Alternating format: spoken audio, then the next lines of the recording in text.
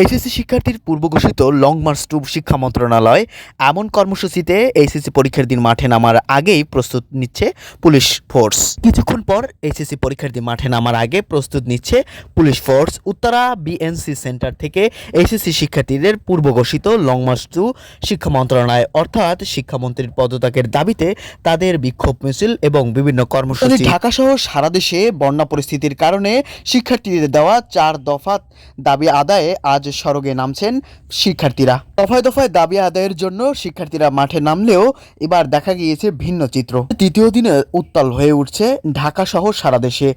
School, college এবং অন্যান্য সাধারণ শিক্ষার্থীরাও এই শিক্ষার্থীর সাথে যুক্ত হয়ে তাদের সাথে এক দফা এক দাবি মত পোষণ করে তারা দাবি তুলছে।